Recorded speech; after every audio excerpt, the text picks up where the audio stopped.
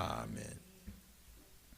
오늘 사사기 7장 9절에서 14절까지 말씀을 가지고 보리떡 한 덩이의 반란이라는 제목으로 여러분과 함께 은혜를 나누겠습니다.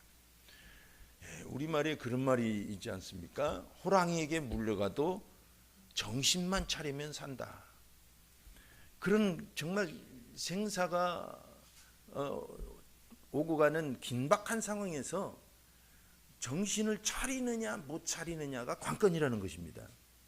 우리가 인생을 살다 보면 문제가 우리를 엄습할 때가 있어요. 갑자기 터진 문제라든가 지속적으로 발생하는 스트레스나 억압, 이런 문제들, 해결되지 않는 어떤 문제들이 있어요.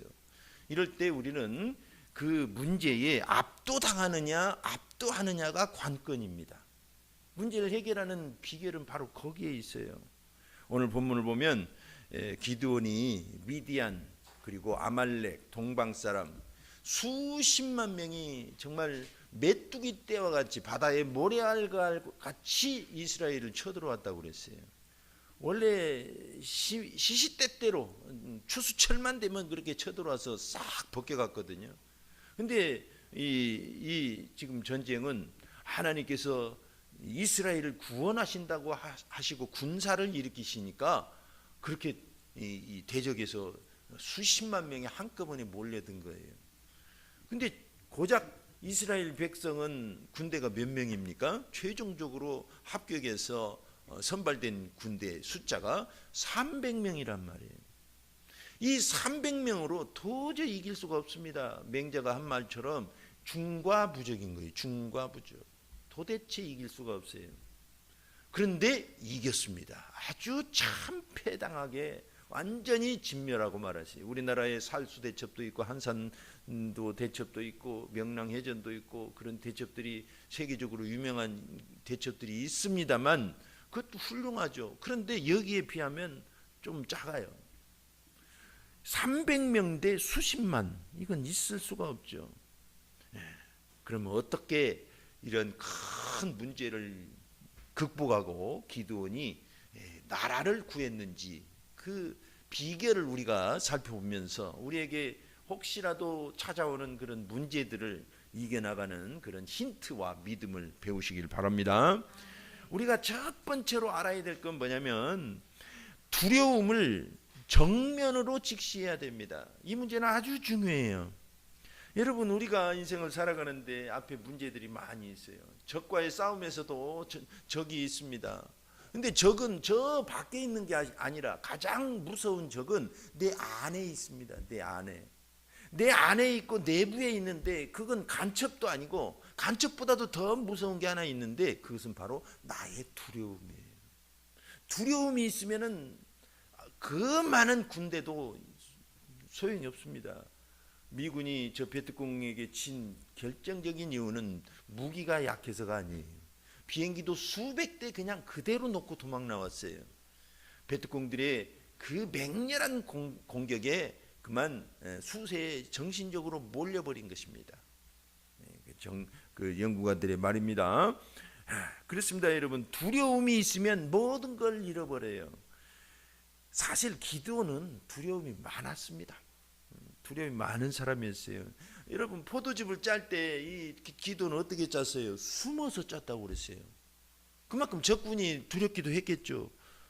근데 그 기드온 자체의 성향이 좀 두려움이 있었던 것 같아요. 하나님께서 그를 찾아오셨을 때 그가 뭐라고 답변합니까? 6장 오늘 읽진 않았습니다만 15절에 보소서, 나의 집은 므낫세 중에 극히 약하고 나는 내 아버지 집에서 가장 작은 자니이다 그랬어요. 겸손을 말한 것이 아니고 우리는 형편이 없습니다 하고 자기 자신에 대한 자아 정체성도 몹시 작았어요. 아마 그 집안에서 가장 작은 자라고 할 때 아마 막내 아들이었을 거라는 그 추측도 해봅니다. 근데 정확한 기록은 없으니까 학자들은 막내 아들이었을 것이다 라고 봅니다. 그러나 그를 향해서 하나님은 용사여 하고 부르시고 그를 부르셨잖아요. 이건 소명이라고 합니다. 부르셨어요. 아직 사명을 주시진 않았지만 용사여 하고 부르셨어요. 그러면 감사히 받아들여야 되는데 또 기드온이 두려워해서 양털 시험을 하잖아요. 하나님 진짜 내가 가서 이길 것 같으면 시험 좀 하겠습니다. 양털 시험 잘 아시죠? 내가 이 양털을 밤새 이 밖에다 놔둘 테니까 다른 데는 다 마르고 이 양털만 이슬이 적게 하옵소서. 그러니까 그 다음 날 보니까 정말 물을 짜 보니까 은근하게 물이 나왔어요. 근데 그 주변은 전부 말라 있었습니다. 그러니까 한 번 갖고는 안 되겠다 싶어가지고 하나님께 다시 기도하잖아요. 하나님, 이번에는 이 양털은 그대로 놔두고 주변에만 물이 있게 하여 이슬이 내리게 하옵소서. 그랬더니 또 다음 날 아침에 또 그렇게 된 거예요. 그만큼 되면 이제 확신을 갖고 담대해야 되는데 아직도 두려워하고 있었던 것입니다. 놀랍죠. 근데 하나님께서는 그 두려움을 책망하지 않으시고 그 두려움을 해결해 주시기를 결정하신 거예요. 9절 보니까 그 밤에 여호와께서 기드온에게 이르시되 일어나 진영으로 내려가라. 내가 그것을 네 손에 넘겨주었느니라 그랬어요. 그리고 10절에 보니까 만일 네가 내려가기를 두려워하거든 그랬어요. 분명하게 해결해 주시길 바란 거예요. 어떤 경우는 하나님의 종들이 두려워하면 책망도 하실 때가 있었습니다. 근데 기드온은 그렇게 해서 될 사람이 아닌 걸 아시고 두려움을 제거해 주기를, 그 두려움을 빼내 주기를 하나님께서 결정하신 것입니다. 여러분, 두려움이라는 건 어떻게 빼냅니까? 오늘 본문을 보면 이것은 피하는 게 아니라 대면할 때 두려움이 빠져나간다는 것을 알 수가 있어요. 대면할 때 우리는 우리 안에 옛 자아가 있고 두려움의 자아가 있습니다. 그 나를 붙들고 문제 앞에서 당당히 서야 되는 것입니다. 이게 대단히 중요해요. 오늘 본문을 보세요. 그 네 불화와 함께 그 진영으로 내려가라 그랬어요. 내려가라. 이 앞부분에 또 내려가라 그랬잖아요. 지금 막 수십만 대군이 쳐들어와 있는데 그리 한번 들어가 보라는 겁니다. 어떻게 사자굴에 그렇게 들어가라고 하시는지. 우리말에 그런 말 있잖아요. 피할 수 없거든 즐기라. 정말 피할 수 없는 두려움이라면 우리는 맞부딪혀야 됩니다. 그 길밖에 없어요. 이것을 잘 실행에 옮긴 사람 중에 하나가 에스더잖아요. 에스더는 죽으면 죽으리라 하고 목숨을 걸고 두려움에 맞섰더니 나라를 구했습니다. 어떻습니까? 우리도 그렇게 해야 될 줄 믿습니다. 우리에게 하나님은 담대함을 주셔요. 오늘 이 기드온이 막상 두려움에 직면하니까 어떤 일이 일어나요? 강해졌어요. 하나님께서는 그렇게 말씀하십니다. 11절에 그들이 하는 말을 들으라. 그 후에 네 손이 강하여져서 그 진영으로 내려가리라. 두 번째 내려갈 때는 이제 공격하러 내려가는 것이죠. 하시니 기드온이 이에 그의 불화와 함께 군대가 있는 진영 근처로 내려간즉 그랬어요. 내려가서 오금이 절에서 도망 나왔습니까? 아니면 담대해져서 내려왔습니까? 담대해져서 돌아온 거예요. 이렇게 두려움에 직면할 필요가 있습니다. 어떤 인간관계에서 어려움 당할 수 있어요. 직면해야 됩니다. 어차피 안 볼 사람이면 굳이 직면할 필요 없어요. 근데 볼 수도 있고 또 봐야 된다는 사람이라면 직면해야 돼요. 그 어떤 문제가 환경 중에 발생했습니다. 그러면 그 문제를 피하지 마십시오. 지나갈 일이라면 굳이 돈키호테처럼 가서 덤빌 필요는 없어요. 그러나 내 인생에서, 내 생활에서 크게 그 문제가 계속해서 나를 따라다닌다면 직면해야 됩니다. 그렇게 하시겠습니까? 할렐루야. 우린 직면해야 됩니다. 그 유명한 리빙스턴 선교사님이 보통은 이제 탐험가로 알려져 있지만 선교사님이었어요. 아프리카로 가서 선교를 시작하는데 그곳은 사자가 들끓고 열병이 있고 토속 질병이 있잖아요. 극한의 공포 속에서 어떻게 할 길이 없었어요. 근데 세상 끝까지 너희와 함께하리라. 이 하나님의 이 말씀 하나를 붙잡고 두려움에 직면해 나가기 시작했어요. 여러분, 아프리카 저는 안 가봤지만 그 보통 나라 아닐 것 같아요. 치안도 안 좋죠. 맹수가 들끓죠. 그러면 어떻게 살아요, 그죠? 멧돼지만 나타난다고 그래도 막 겁나서 산에 올라가기 힘든데 아프리카는 그만큼 많은 두려움이 존재하는 그런 지역입니다. 그렇게 담대하게 그 부족들 속으로 이제 들어가기 시작했어요. 부족들의 그 적대적인 그 살기 등등한 그런 모습에 직면하기 시작했습니다. 그리고 선교의 문들을 열기 시작했어요. 그래서 오늘날까지도 선교사님들이 끊임없이 들어가는 그런 모본이 된 거예요. 할렐루야. 두려워하지 마시길 바랍니다. 이 두려워하면 이미 끝난 거예요. 두려움을 이겨야 됩니다. 성경에 담대하라는 말씀이 두려워하지 말라는 말씀과 함께 무려 366번이나 나온대요. 1년은 365일이잖아요. 근데 윤년이 있을 때는, 윤달이 있을 때는 366일입니다. 그래서 하나님이 그걸 아시고 하루도 빠짐없이 우리에게 담대하라고, 두려워하지 말라고 그렇게 말씀하신다는 것입니다. 할렐루야. 여호수아서 1장 9절에 내가 네게 명령한 것이 아니냐, 강하고 담대하라, 두려워하지 말며 놀라지 말라, 네가 어디로 가든지 내 하나님 여호와가 너와 함께 하느니라 하시니라. 두려움의 대상이 있다면 직면합시다. 아멘. 직면해야 돼요.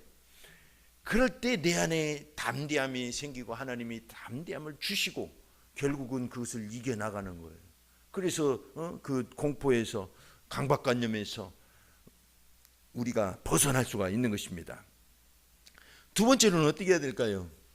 문제가 산더미처럼 중과부적으로 우리에게 닥쳐올 때 문제로부터 생각의 방향을 바꿔야 됩니다. 여러분, 극한 상황에서는 아무것도 할 수가 없습니다. 감정도 내가 다스릴 수가 없습니다. 두려우면 두려운 것이고, 겁이 나면 겁이 나는 것이고, 절망이면 절망할 수밖에 없어요. 그러나 내가 할 수 있는 거 한 가지가 있어요. 나는 손을 움직일 수도 없을 상황일 수도 있습니다. 그런데 한 가지 할 수 있는 게 있는데 그것은 생각을 바꾸는 거예요. 이 생각의 방향을 바꾸는 건 어떤 상황에서도 할 수가 있어요. 그래서 핑계를 못 대요.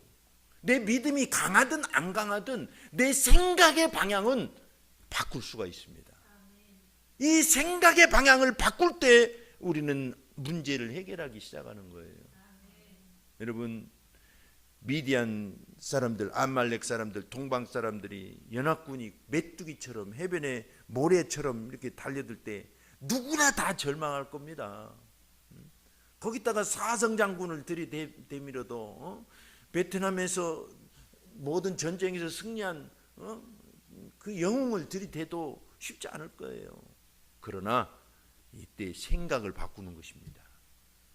우리의 생각의 방향을 바꾸는 거예요. 할렐루야. 하나님께서 이 중과부적의 상황 속에서 왜 미디안 사람들에게 기드온을 들어가라고 하셨을까? 12절에 보니까 미디안과 아말렉과 동방 모든 사람들의 골짜기에 누웠는데 메뚜기의 많은 수와 같고 그들의 낙타의 수가 많아서 해변에 모래가 많음 같은지라 그랬어요. 하나님께서는 기드온으로 하여금 그 문제 한 복판에 보내시면서 그 많은 숫자가 아니라 과연 무엇을 기드온은 바라보는지를 보고자 하신 거예요. 그만큼 하나님께서 격려하시고 계시하시고 약속을 하셨으니까 이제 그를 시험하실 때가 된 것입니다. 하나님의 시험은 넘어뜨리기 위한 시험이 아닙니다. 하나님의 시험은 유혹이 아니에요. 원어를 보면 잘 익어가나 잘 이 굳어가나 두들겨 보는 그런 어떤 그런 시험의 테스트예요. 하나님은 이 상황 속에다가 기드온을 넣어 놓으시고 하나님을 바라보기를 바라신 거예요. 아무것도 없는데 정말 부하 한 사람 딱 데리고 갔는데 이 어마어마한 적들 앞에서 누구를 바라보느냐, 생각의 방향이 어디에 있느냐, 이게 승패를 가름짓는 관건이 되는 것입니다. 그렇게 하시겠습니까? 여러분, 누구를 바라보느냐가 승리의 비결입니다. 패배의 이유이기도 합니다. 우리는 하나님을 바라보는 거예요. 이건 누구나 할 수가 있어요. 어떤 상황에서도 할 수가 있어요. 요셉은 지하 감옥에서도 하나님을 바라봤어요. 바라보지 못한 이유가 없는 것입니다. 그냥 방향만 하나님께 돌리는 거예요. 하나님을 의지하는 거예요. 하나님을 불러보는 거예요. 이건 누구나 할 수 있습니다. 그렇게 했더니 하나님은 없는 것을 있는 것처럼 부르시는 하나님이시지 않습니까? 로마서 4장 17절에 우리의 눈에는, 인간의 눈에는 메뚜기 떼처럼 많은 적들일지라도 하나님의 눈에는 보리떡 한 덩어리를 얘기하는 그 기드온은 보리떡 한 덩어리로 이렇게 꿈에 저 사람들에게 나타났잖아요. 그 한 덩어리 같은, 보리떡 한 덩어리 같은 기드온에게 다 넘겨주셨어요. 놀랍죠? 우리가 예수님을 믿습니다. 예수님은 이사야서 53장 2절의 말을 같으면 하나도 보잘것이 없으셨대요. 외모에 그렇게 우리가 보는 저 사진이나 저런 그림은 예수님을 높이기 위해서 좀 잘 그린 거예요. 미남으로 그린 거예요. 이사야서 53장 2절은 이렇게 예언하고 있습니다. 그는 주 앞에서 자라나기를 연한 순 같고, 다른 사람이 볼 때는 야들야들하니 힘도 없는 것처럼 예수님 봤어요. 마른 땅에서 나온 뿌리 같아서 고운 모양도 없고 풍채도 없은즉 우리가 보기에 흠모할 만한 아름다운 것이 없도다 그랬어요. 그런데 이 예수님이 세상의 구원자가 되신 것입니다. 우리의 인생을 바꾸어 놓고 우리의 두려움을 이기게 하고 문제를 이기게 하고 우리를 승리케 하시는 분입니다. 죄를 용서하실 뿐만 아니라 죄를 이길 수 있는 힘을 주시고 담대하게 하시고 천국을 열어주신 분입니다. 할렐루야. 우리가 예수님을 믿는다는 건 작은 일이 아닙니다. 이 보통 일이 아니에요. 예수님은 크신 분입니다. 오직 하나님의 아들이시고 유일한 열쇠예요, 열쇠. 그래서 우리는 문제 앞에 섰을 때 예수님 쪽으로 생각의 방향을 바꾸시길 축원합니다. 네. 조지 물러라고 하는 고아의 아버지라고 부르죠. 영국에 수천 명의 고아를 먹여서 지금도 많은 사람들에게 귀감이 됩니다. 그는 기도의 사람이라고 그랬어요. 근데 수천 명을 먹일 때 그 양식이 아이들 막 커나가는 아이들 갖다 공급하면 금방 동이 나죠. 그 전기를 읽어보면 자주 어려움을 겪었어요. 보일러가 고장난다든가 먹을 것이 다 떨어져 버린다든가. 어느 날은 먹을 것이 다 떨어졌는데 아이들이 이제 식사 시간이 됐어요. 어떻게 했을까요? 식당으로 다 모이라고 그랬습니다. 그리고 수저를 다 놓아주고 감사 기도를 드렸어요. 그리고 예수님의 이름으로 기도합니다. 아멘 했더니 밖에서 꽝 소리가 나는 거예요.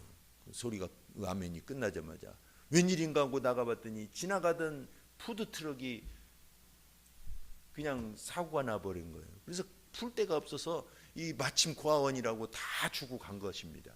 놀랍죠. 그래서 이 조지 물러 이 선생님은 기도를 5만 번을 응답받았다는 그런 전설이 있잖아요. 5만 번. 놀라운 것입니다. 이분이 창고를 채우실 하나님을 믿고 먼저 무릎을 꿇어서 기도할 때 이 사람은 결핍을 본 것이 아니라 하나님의 풍요를 본 것입니다.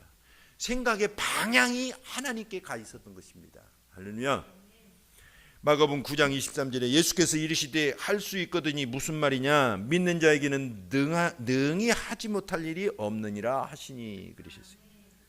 우리의 두 번째 비결은 생각의 방향을 바꾸는 것입니다. 하나님께 바꾸는 거예요. 그리고 세 번째, 이제 우리가 꼭 해야 될 것은 이미 확정된 승리를 입으로 시인해야 돼요. 시인하고 행동하는 것입니다. 이긴 자처럼 행동을 해요. 이긴 자는 저 이만희가 아니에요. 예수님이 이긴 자이고 믿는 우리가 이긴 자의 무리입니다. 할렐루야. 그런 말 있잖아요. 고수도 갈 때 이렇게 막 서로 짜고 한다잖아요.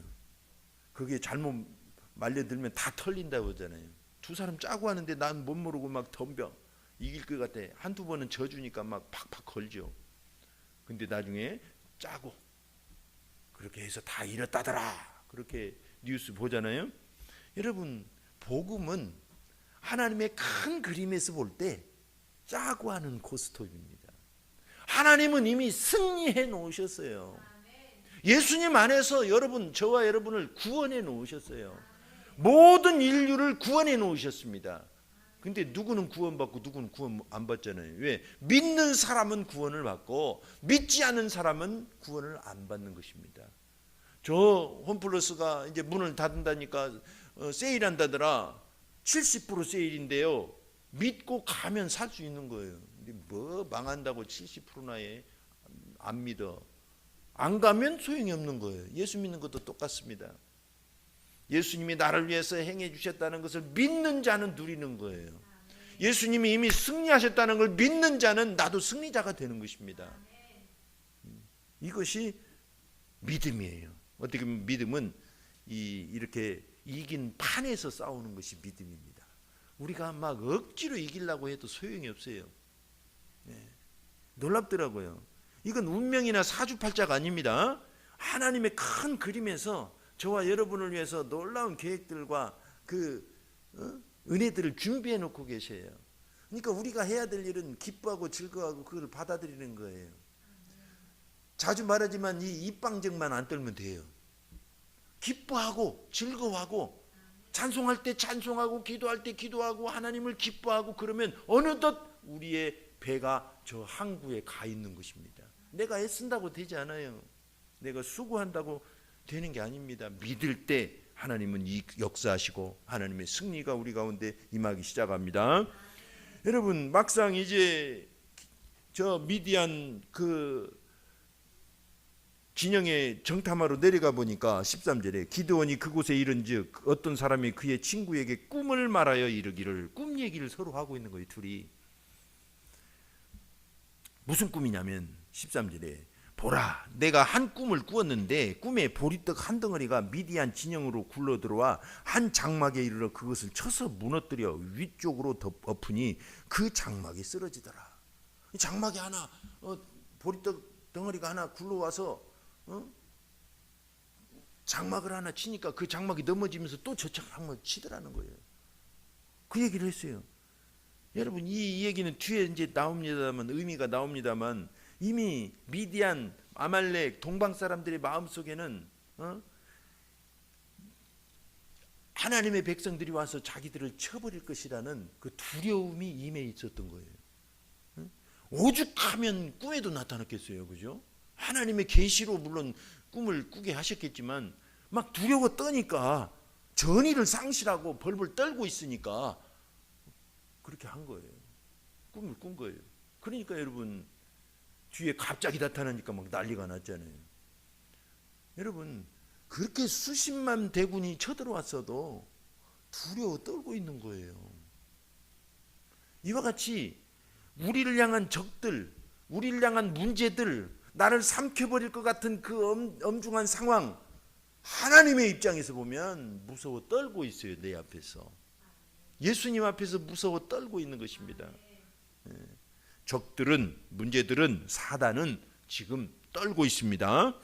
떨고 있다는 걸 믿어야 돼요. 저 문제는 이미 해결됐다, 이걸 믿어야 됩니다. 그리고 14절에 이제 그 옆에서 친구가 뭐라고 대답하냐면, 이는 다른 것이 아니라 이스라엘 사람 요아스의 아들 기드온의 칼이라, 그렇게 해석을 해줘요. 이게 뭔 말이에요? 자기들이 얘기하는데 기드온 이름이 벌써 적군들에게 싹 퍼져 있는 것입니다. 여러분, 저와 여러분은 이미 적군들에게 신상정보가 다 가 있어요. 누구는 예수 믿는다더라, 함부로 건들면 안 되겠다. 가만히 보니까 별거 아니야, 믿어도 대강 믿어, 한번 쳐보자. 다 우리의 신상정보가 가 있어요. 그렇기 때문에 여러분, 우리는 예수님을 잘 믿어야 됩니다. 바울도 보세요. 바울은 가는 곳마다 귀신을 쫓아내고 병을 치료하고, 그러니까 어떤 사람들이 흉내내다가 어떻게 했어요? 귀신 쫓아냈다가 막 오히려 그 귀신 쫓아낸 사람들이 달라들어갖고 막 옷을 벗겨버리면서 내가 예수도 알고 바울도 아는데 너는 누구냐 하고 막 박살을 내버렸잖아요. 그러니까 우리가 예수를 믿는 것, 예수 안에서 신앙 고백하고 어떻게 예수님을 굳게 붙들고 있는지를 사단이 알 수도 있어요. 모를 수도 있습니다. 근데 안다는 거예요. 어느 정도는 알아요. 그렇기 때문에 우리는 예수 안에서 믿음을 굳게 지켜야 됩니다. 그리고 계속해서 하는 말이 하나님이 미디안과 그 모든 진영을 그의 손에 넘겨주셨느니라 하더라 그랬어요. 이미 다 넘겨주셨다고 그렇게 이 적군들도 다 알고 있어요. 다 파다하게 소문이 나 있습니다. 그래서 두 번째 내려갈 때는 이제 다 그 전쟁을 승리를 거두러 전리품을 다 거둬들이러 내려가잖아요. 이게 신앙입니다. 우리는 예수님이 십자가에서 이미 이루어 놓으신 일들에 대해서 우리가 애타할 필요가 없습니다. 우리는 이미 예수님께서 십자가에서 나의 죄를 용서해 주셨고 우리의 삶에서 저주를 깨뜨려 주셨습니다. 이미 예수님께서 우리에게 인간관계에서 행복하도록 우리에게 능력을 주셨어요. 화목할 수 있는 능력을 주셨어요. 우리가 환경을 이길 수 있는 그런 하나님의 성품들을 우리에게 넣어주셨어요. 믿음으로 그것을 활용하시기를 바랍니다. 그래서 우리가 정말 승리자구나, 하나님이 다 승리를 위해서 이렇게 준비해 놓으셨구나를 알 수 있을 것입니다. 2차 대전에 노르망디 상륙작전이 유명하죠. 이때 히틀러가 아주 결정적으로 패하잖아요. 그때 노르망디 상륙작전에 연합군들이 상륙했을 때 이미 전세는 기울어졌어요. 놀랍게도 하나님께서 히틀러를 아주 그냥 이상한, 그때야말로 정신이 그냥 어떻게 됐는지 잠자다가 보고를 받고 막 그러면 전황이 아주 긴박하게 이제 어려워지기 시작했죠. 독일군 입장에서는. 그래서 상륙했을 때 이미 승리했다고 봤어요. 그걸 D-Day라고 합니다. 상륙한 그날을. 근데 승리한 날은 V-Day라고 하더라고요. 빅토리 데이. 여러분, D-Day가 됐으나 이미 승리한 것입니다. 전쟁이 끝나지 않았지만 이미 승리한 거예요. 전세는 완전히 뒤집어지지 않았어요. 그 뒤로. 십자가도 마찬가지입니다. 이미 예수님이 우리 가운데 승리를 약속하셨습니다. 너희가 세상에서는 환난을 당하나 담대하라, 내가 세상을 이기었노라 그러시죠. 그렇기 때문에 여러분, 저와 여러분이 가정에 들어가든 직장에 가든 승리자임을 믿어야 됩니다. 이미 승리를 우리에게 주셨기 때문에 이제 내가 믿음만 잘 지키면 그것이 내 것이 되는 거예요. 입방정만 안 떨면 내 기분만 잘 관리하면 돼요. 기쁨으로 관리하고 기도하고 찬송하고 기뻐하고. 하나님을 섬기는 방법은 기뻐하는 것입니다. 고민한다고 되지 않더라고요. 그래서 성령님과 동행하는 가장 중요한 방법이 에베소서 5장 18절 이하에 보면 기뻐하는 것입니다. 하나님은 우리와 가까이 계시는데 하나님의 분위기를 우리가 함께 동참해야 되잖아요. 그러려면 믿음으로 기뻐해야 돼요. 그러니까 내가 지금 집안에 걱정 근심이 산더미처럼 쌓였는데 뭔 기뻐합니까? 내 지금 걱정이 지금 태산 같은데 내 코가 석자인데 나 지금 슬퍼할 때입니다. 찬송할 기분도 안 나요. 그런 거 그러면 안 됩니다. 그러면 이길 수가 없어요. 믿음으로 하나님을 기뻐하시길 바랍니다. 그게 승리자의 방법입니다. 아멘. 요한계시록 12장 12절을 보면 이런 말씀이 있죠. 그러므로 하늘과 그 가운데 거하는 자들은 기뻐하라, 즐거워하라. 그러나 땅과 바다는 화 있을진저 이는 마귀가 자기의 때가 얼마 남지 않은 줄을 알므로 크게 분내어 너희에게 내려갔음이라 하더라. 마귀가 자기가 이미 끝났다는 걸 다 안다는 거예요. 그래서 막 화가 나 있는 거예요. 끝까지. 그래가지고 어떻게 하면 자기 지옥에 가기 전에 한 사람이라도 더 지옥에 떨어뜨릴까, 그 궁리를 하고 사는 거예요. 꼭 범죄자들은 자기만 죽는 게 아니라 물고 죽잖아요. 꼭 그래요. 그런 것처럼 여러분, 이 마귀가 그 짓을 하는 거예요 지금. 그러니까 거기에 속으면 안 됩니다. 우리를 향해서 너는 패배자다, 너는 뭐 아무것도 못할 것이다, 이런 생각을 자꾸 넣어줄 때 이거 사탄이 주는 생각이라고 물리쳐야 됩니다. 저와 여러분은 이 승리의 확정된 시나리오대로 살아갑시다. 예, 문제가 엄습할 수 있어요. 문제가 없다는 뜻이 아닙니다. 저도 지난달 어떻게 보냈는지 몰라요. 바람이 막 폭풍처럼 지나갔는데 하나님을 붙잡고 그냥 묵묵히 한 달 지내니까 하나님의 은혜로 다 보내주셨어요. 여러분 삶에도 폭풍이 붑니다. 그러나 두려워하지 마세요. 하나님만을 붙잡고 믿음으로 입을 지키시길 바랍니다. 마음을 지키시길 바랍니다. 무릇 지킬 만한 것보다 내 마음을 지키라. 생명의 근원이 예수남이니라 그러시죠. 두려움에 숨어 있었던 작은 자 기드온이 큰 용사가 된 것은 그의 용맹함 때문이 아니라 하나님이 이미 이 사람을 위에서 써내려 가신 그 승리의 시나리오대로 이 사람이 반응했기 때문입니다. 우리는 두려움에 직면합시다. 생각의 방향을 제대로 하나님을 향해서 바꾸는 겁니다. 그리고 승리자처럼 행동하는 것입니다. 이 시간 합심해서 한번 기도하겠습니다. 하나님, 참으로 우리가 살다 보면 정말 크고 작은 문제들이 우리 앞에 버티고 있습니다. 우리를 잡아먹을 듯이 덤벼듭니다. 이때 기드온의 믿음을 발휘하게 하여 주옵소서. 하나님이 가르쳐 주신 대로 두려움에 맞서고 그 다음에 생각을 바꾸는 것입니다. 그리고 내가 예수님 안에서 승리자임을 확신하는 것입니다. 이 시간 합심해서 기도합니다. 하나님 아버지,